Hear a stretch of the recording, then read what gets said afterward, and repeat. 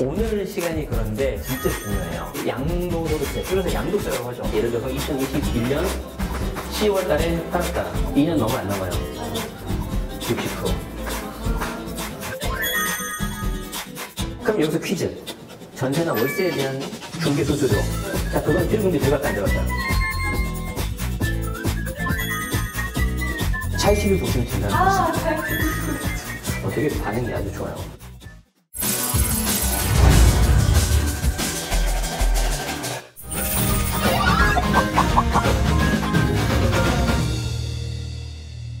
자, 여기 보시면 우리가 10억짜리 집을 샀잖아요. 네. 이게 이제 한 15억 정도 됐다고 합시다. 아, 또 행복해진다. 자, 그러면 여기 이제 5억이 있잖아요, 5억. 네. 여기에 대해서 이제 세금을 내야 되겠죠. 이게 이제 줄여서 양도세거든요. 이 세금에는 가장 유명한 말이 있어요. 소득이 있는 곳에 세금 있다. 세금 있다. 취득세는 한 번 내고 끝나는 거잖아요. 네. 보유세는 매년 내지만 내볼만 하잖아요. 마지막 양도세가 세금 가장 많이 낸다고 했는데 안 팔면 안 내요. 안 팔면. 되게 좋은 거예요. 자, 그래서 10억에서 15억 되니까 5억을 벌었잖아요. 네. 이 5억을 벌어서 매각을 한다고 했을 때 이 세금이 1억 6천이 나올 수도 있고요. 1주택이라고 한다면 네. 이게 잘하면 6천으로 줄어들 수도 있어요. 1억 차이가 나요. 1억 차이 날 수 있어요. 엄청 크네요. 이 양도세라는 걸 계산을 할 때 이 모든 세금은 이 양도소득세의 과세 표준이라는 것이 있어요. 자, 세금을 부과하는 표준 사이즈라고 생각하시면 돼요. 자, 이렇게 표준을 만들어주면 여기에다가 이제 세율을 곱하는 거예요. 되게 심플해요. 모든 세금은 이 과세 표준하고 세율 두 가지만 알면 돼요. 그래서 나중에 배우는 것들도 다 이렇게만 알면 되는데, 자, 우리가 10억에서 15억이 된다고 했죠. 네. 요 15억을 나중에 내가 파는 가격이죠. 세법에서는 이거를 양도가액이라고 해요. 양도가액. 그러니까 내가 양도, 넘긴다는 거예요. 넘기네. 자, 그런데 우리가 처음 샀을 때 취득세 냈죠. 그리고 중간에 뭐 이사도 했죠. 네. 부동산 복비도 냈겠죠. 인테리어도 했겠죠. 여러 가지 경비들이 들어갔을 거 아니에요. 자, 이 경비들에 대한 거를 감안 안 하고 세금을 다 내라. 이거 좀 이상하잖아요. 자, 그 경비 빼줘요. 그게 이제 필요경비예요. 필요경비. 나름 합리적이네요. 자, 그리고 또 빼줘요? 우리는 1주택자에 대해서 뭔가 혜택을 주기 위해서 오래 가지고 있으면 기특하다. 장기 보유 특별 공제라는 걸 빼줘요. 자, 그리고 여기 하나 더 빼줘요. 바로 기본 공제. 연간 1인당 250만 원. 내가 15억을 내가 가지고 있는 집을, 자, 우리 은비 학생한테 제가 팔았어요.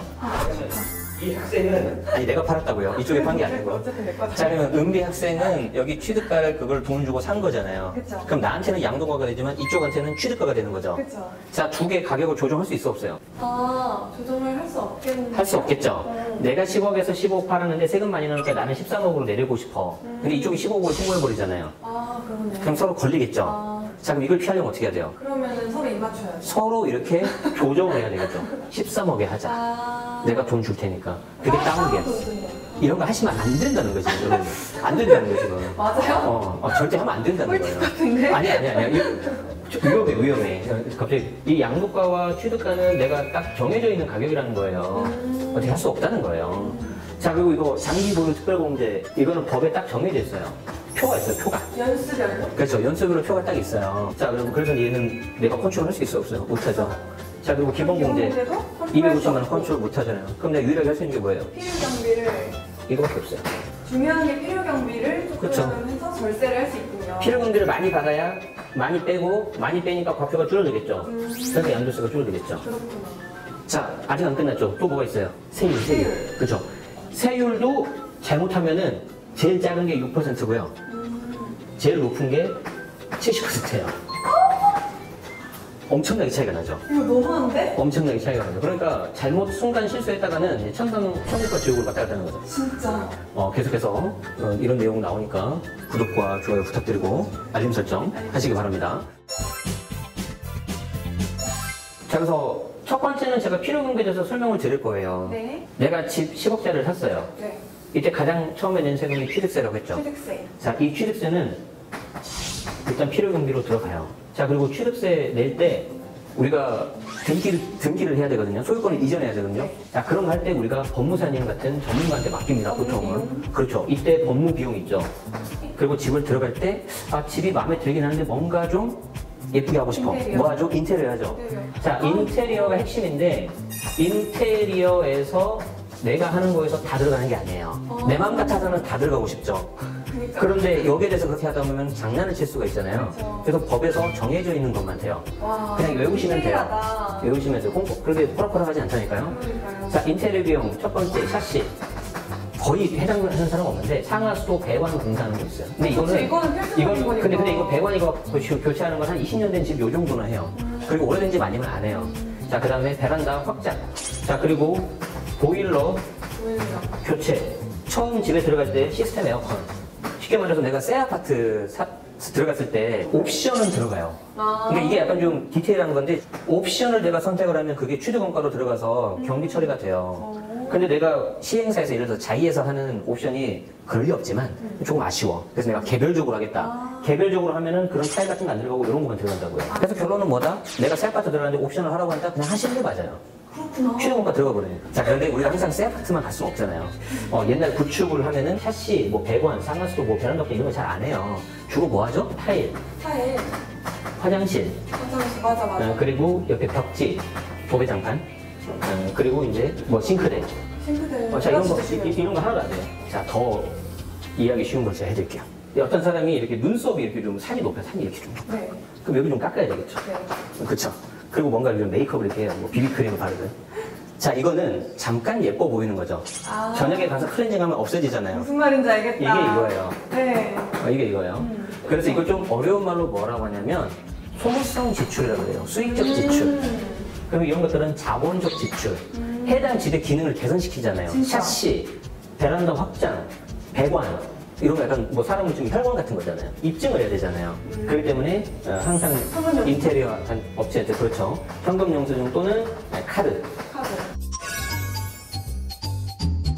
내가 집을 살고 있는데 갑자기 이 집을 이사 가요. 네. 그리고 잠깐 이사 가니까 전세나 월세를 나요. 네. 그때 복비, 중개비 내겠죠. 네. 전세나 월세에 대한 중개 수수료. 네. 자, 그거는 필요금리 들어갈까 안 들어갈까요? 안 들어갈 것 같은데요? 아주 좋아요.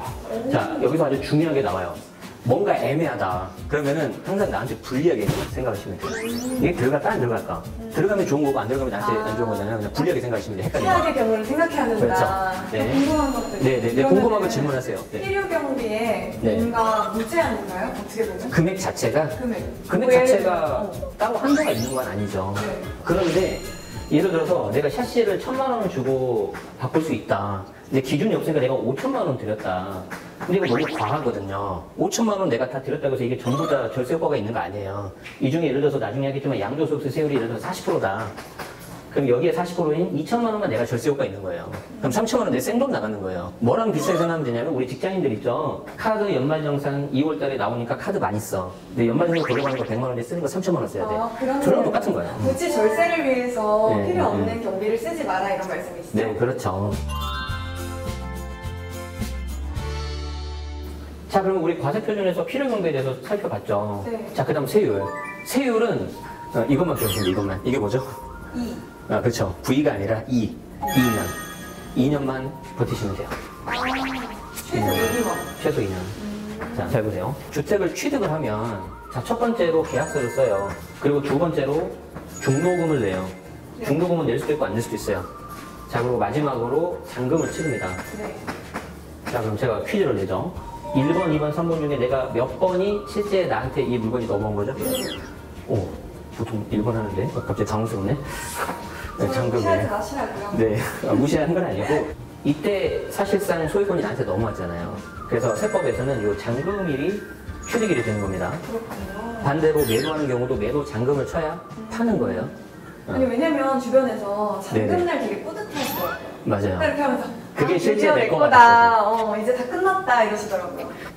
21년 7월 달에 내가 잔금을 했어요. 네. 1년이 지났고 또 2년이 지났어요. 자, 이때 산 집이 A집이에요. 네. 요 A집이 좋긴 한데 내가 공부를 좀 해보니까 살짝 아쉬워. 여기 B집이 눈에 아른거리는 거예요. 갈아타게 됐군요. 그렇죠. 자, 갈아탄 것까지는 좋았는데 근데 그게 2022년 7월인 거야. 그렇죠. 22년 7월 직전에 팔았다고 합시다. 자, A는 기간이 보유기간이 얼마예요? 1년이 안 됐죠. 1년이 안 됐죠. 자, 1년이 안 되면 이때 예를 들어서 1억 정도 올랐다고 할게요. 요 오른 1억에 대해서 세금 70% 나와요. 대박이다. 70% 이거 나와요. 신고하면 안 되겠다. 근데 이 사람이 자이팁을 좀 늦게 구독을 했어요. 늦게 공부를 해가지고 자기가 마음에 드는 삐집을 요때 발견한 거예요. 삐다시를. 자, 그러고 이제 급하니까 이때 판 거예요. 그런데 2년이 됐어요, 안 됐어요? 안 됐어요. 안 됐죠. 2년이 안 돼서 파니까 이때는 양도세 60% 나와요. 별 차이가 안 나네. 자, 그리고 나서 드디어 2년이 지났다. 자, 이때부터는 기본 세율이라는 게 들어가요, 기본 세율. 이때 기본 세율이 6에서 45%예요. 세상에 이렇게 여기서 차이가 15%. 나는구나. 1200만 원까지 6%, 4600까지 15%, 8800까지 뭐 24% 그런 식으로 가요. 그래서 세율은 어떻게 하면 좋다? 가급적 2년을 버티시는 게 좋다. 어떻게 보면은 1개월 차일 수도 있고 그렇죠. 그 기점 기준으로 맞아요. 만약에 이때 팔았다고 해봐요. 딱 그 직전에 이틀 차일 팔았다고 수도 해봐요. 있고 그런데 맞아요. 그걸로 15% 차이가 난다 그러면 이걸 꼭 알아야겠네요. 만약에 이 케이스에 해당됐다면 너무 억울하겠죠. 진짜 더 억울한 거 몰라서. 보여드릴게요. 더 억울한 거 보여드릴게요. 이 사람이 2019년 11월 달에 잔금을 쳤습니다. 네. 자, 그리고 1년 지난 날이 2020년 11월이에요. 자, 이거는 제가 일부러 처음에 말씀 안 드렸는데, 지금이랑 좀 법안이 달라졌나요? 예, 맞아요. 자, 여기 6월 1일 있죠. 2021년 6월 1일. 이날이 중요해요. 아, 저 이날이. 그거 알아요. 예. 대첩. 예? 그때 뭐 대첩이 뭐예요? 법안이 바뀌어서 엄청 뭐 맞아요. 대첩. 이때 이제 세금이 엄청 늘어났어요. 21년 6월 1일 되면서부터 아까 말한 70%, 60%, 요 세율이 단기 비례 세율이 올라갔거든요. 자, 그런데 이게 중요한 게 양도일 기준이에요. 양도일 기준이라는 건 뭐냐면은 언제 취득했는지는 안 보겠다는 거예요. 언제 양도했냐 그건데 지금 21년 6월 1일 요때 이후에 양도하면 적용된다는 거거든요. 네. 자, 이 사람 언제 취득했어요? 19년 11월. 19년 11월이죠. 네. 기존에는 어떻게 됐냐면은 1년 미만이 40%, 1년만 넘으면 6에서 45였어요. 좀 주택은. 지금보다는 완화된 기준이었네요. 그렇죠. 자, 그럼 이 사람 19년 11월 달에 만약에 내가 취득을 했어요. 1년 지났죠. 1년 요 미만이면 몇 프로? 40%. 아, 40%. 1년 넘으면 몇 프로? 6에서 45인데 이제 정확하게는 21년 전이니까 42%. 자, 이 사람 입장에서는 2020년 11월 넘어가니까 자기는 6에서 42라고 생각을 했겠죠. 네. 근데 아까 제가 뭐라 그랬어요? 양도일 기준이라고 했죠. 2021년 11월 2년 되기 전에 예를 들어서 2021년 10월 달에 팔았다. 2년 넘어요, 안 넘어요? 안 넘죠. 양도일 기준으로 2년 안 넘죠. 그럼 몇 프로? 60%. 넘는다는 거죠. 그게 바로 적용이 되는 거예요? 양도일 그래서- 기준이니까 네가 언제 취득했는지는 난 상관없겠다. 그래서 양도일 기준인지 취득일 기준인지를 굉장히 잘 보셔야 돼요. 이게 어려우시면 어떻게 하면 된다고요? 네. 차이티비 보시면 된다는 거죠. 잘 듣고 구독 좀. 되게 반응이 아주 좋아요. 과세 표준하고 세율에 대해서 제가 살펴봤는데 이 세율은 제가 지금 주택만 살펴봤어요. 더 정확하게는 주택하고 조합원 입주권이 이렇게 되고요. 만약에 분양권, 그리고 다른 상가, 토지 이런 것들은 또 다른데 또 시간이 많이 걸리니까 못하는데 분양권 하나만 해봅시다. 요즘에 분양권 이슈가 많으니까. 분양권은 어떻게 바뀌었냐면 2021년 6월 1일을 기준으로 해가지고 여기 딱 끊어요.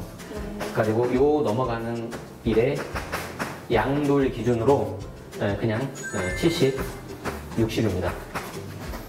뭐 2년 더 있다고 해서 6에서 40 이런 거 없어요. 자, 그 전 같은 경우에는 조정지역, 비조정 지역 이렇게 좀 구분을 해줬어요. 그래서 비조정 지역 같은 경우에는 2년 지나면 기본세율 6에서 42가 적용이 됐거든요. 네. 조정, 비조정 상관없이 무조건 70에서 60이에요. 1년 미만 70, 1년 넘어도 60, 2년 넘어도 60. 그러니까 내가 분양권을 취득한다 그러면 주택 등기 칠 때까지 그냥 계속 가지고 계시는 게 좋아요. 실거래죠. 분양권은 가급적 안 판다. 분양권은 가급적 내가 실거주로 접근한다. 양도세, 과세표준, 그리고 세율에 대한 기본적인 사항 아시겠어요? 네. 과세표준에서는 필요경비를 무조건 많이 챙겨야 된다. 법적 증빙을 거쳐서. 세율은 잘 모르겠으면 그냥 2년 2년. 버텨라. 신경 쓸 필요 있어 없어요? 없어요. 없죠? 선생님 그러면 네. 이해가 잘 안 되는데 네. 예시 하나만 더 들어주세요. 네. 이게 사실 양도소득세는 우리가 앞에 재산세하고 종부세는 계산을 잘 안 했잖아요. 네. 이게 복잡하기도 하고 네. 의미가 없기 때문에 많이 안 했는데 양도소득세는 그래도 좀 해보는 게 좋거든요. 자, 그래서 제가 좀 사례를 가져왔는데 취득가가 5억입니다. 네. 이 집이 10억으로 된 거예요. 이게 이제 양도가가 되는 거죠. 자, 그리고 관련된 필요경비가 1,000만 원 정도 들었다고 가정할게요. 그럼 이때 들어간 필요경비가 1,000만 원이에요. 5년 보유. 이때 세금 얼마 나올까요? 궁금하죠? 네. 네. 자, 내가 판 가격 있죠? 네. 이걸 양도가라고 해요. 당연히 실거래가로 들어갑니다. 10억이에요. 그리고 내가 산 금액이 취득가죠? 5억이에요. 그리고 관련된 필요경비가 1,000만 원이죠? 자, 이걸 빼요. 4.9억이 나오죠. 얘를 양도 차익이라고 합니다. 차이. 자, 양도 차익에 대해서 내가 5년 보유했잖아요. 3년 이상 버텼기 때문에 오래 가지고 있으면 장기 보유 특별공제. 제가 앞으로 줄여서는 장특공이라고 할 거예요. 이 장특공이 5년이면 매년 2%이기 때문에 10% 해주거든요. 네. 요 10%가 어디서 빼주냐면은 요 양도 차익이 10%예요. 그러니까 4억 9천이니까 얘가 0.49억이 나와요. 소득 금액이 4억 4천 100만 원이 나와요. 네. 자, 그리고 여기에 기본 공제를 빼줘요. 250만 원. 그러면 얼마 값이 나올 거예요. 네. 그러면 드디어 여기에서 2년 이상 지났잖아요. 이 세율 표를 보면은 여기에 관련된 세율이 나오고 기본 누진 공제를 빼주게 돼 있어요. 자, 그래서 요거를 계산해주면은 이게 얼마 나오냐면 약 1억 5천 정도 나와요. 내가 5억에서 10억이 되니까 한 5억 정도 올랐잖아요. 네. 근데 이 중에 대략 한 3분의 1 정도 되죠? 1억 5천은 세금 내라는 거예요. 그러면 나는 3억 5천이 생기는 거네요. 그쵸. 엄청 큰 돈이죠. 그쵸. 물론 5억이 올랐을 때. 지금 상황에서요, 공동명의로 봤을 때 네. 양도세가 어느 정도 공동명의로 하면은 예를 들어서 세금이 줄어드니까 여기 절반 지분을 배우자한테 넘긴다.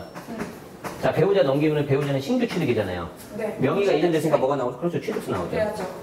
자, 취득세가 만약에 3천만 원 나왔다. 그런데 이렇게 공동명의에서 줄어드는 게 2천이다. 그러면 하면 될까, 안 될까요? 단독으로 하는 게 낫겠죠? 안 할 게 낫겠죠. 그렇기 때문에 처음부터 공동으로 할 건지 단독으로 할 건지 등기 치기 전부터 계획을 세워야 되죠. 그리고 여기에 만약에 공동명의를 한다. 그럼 여기 소득금액이 또 갈라져 버려요. 이게 반틈으로. 그럼 소득금액이 갈라지니까 반으로 줄어버리니까 여기 적용되는 세율이 내려갈 가능성이 높아요. 그래서 그러면 이거보다 좀 덜 내고 덜 내요. 그래서 공동명의는 양도소득세에서 무조건 유리해요. 공동명의를 해야 되는 무조건 유리해요. 그런데 우리 지난 시간에 혹시 기억나요? 네. 공동명의 했을 때 불리한 케이스 있었죠? 불리한 케이스도 있고. 아주 고가주택 2개 갖고 있을 때. 그럴 때만 좀 조심하시면 돼요. 1주택자는 제가 봤을 때는 그냥 99%가 공동명의가 유리해요. 공동명의 하시고 그 다음에 네. 2년 보유하시고 네, 그러면 돼요. 그러면 좀 편하시다. 그리고 여기에 또 좋은 게 있어요. 바로 비과세. 비과세 너무 비과세. 좋아요. 비과세 하면은 이 세금이 안 나와버려요. 이 세금이 안 나와버려요. 그런데 이 비과세를 만만하게 보시면 안 돼요.